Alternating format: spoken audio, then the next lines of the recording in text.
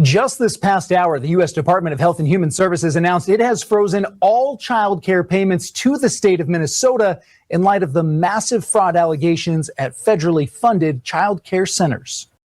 The U.S. attorney in Minnesota estimates this fraud, Jason, could go to $9 billion. Federal investigators are now looking into claims that for years Walz ignored whistleblowers who tried to sound the alarm on the fraud.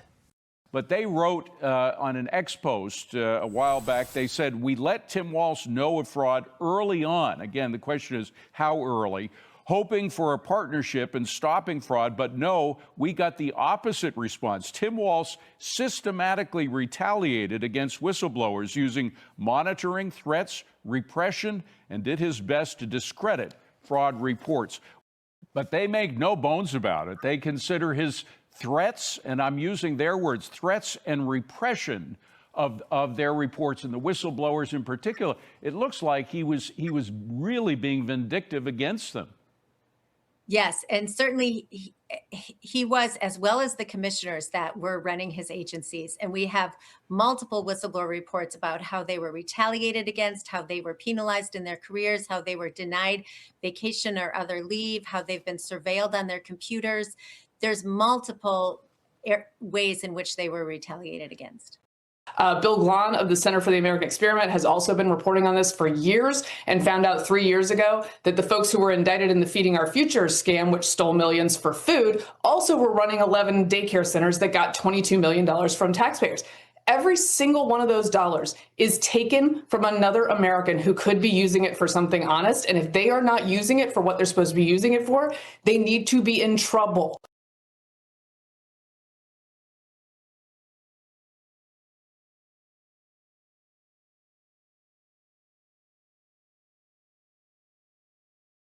But 90% of the people being charged with these crimes, Jason, are from the Somali community.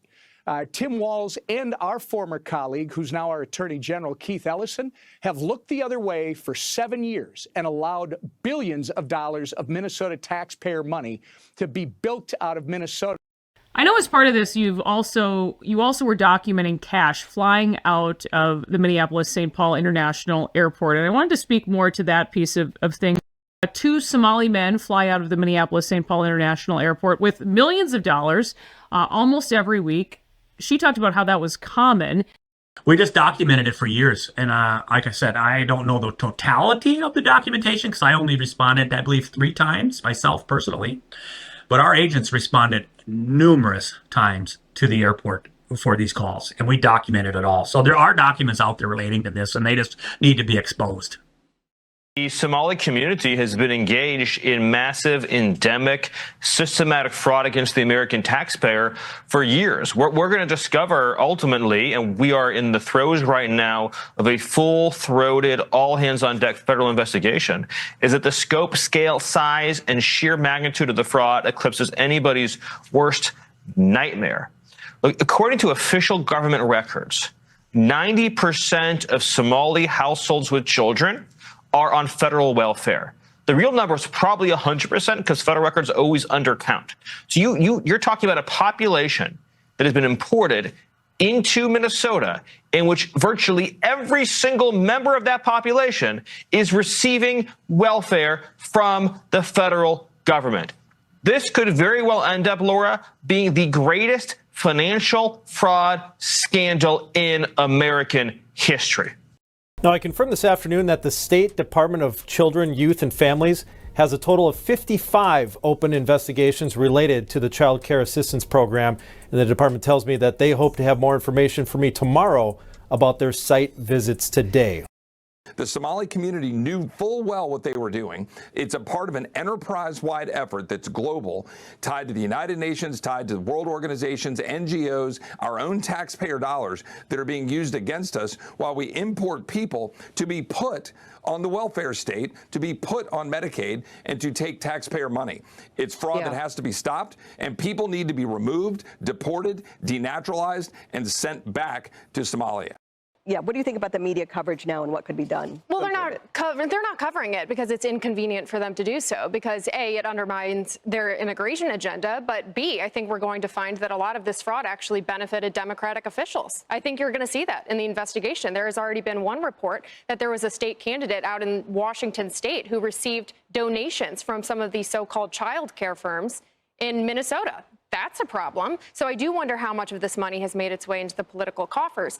And I think this story is important for one very big reason, which is that the average American who works hard, who sends their their tax money into the IRS every year, has to go through, they have to cross every T, they have to dot every I, or they're going to risk an investigation.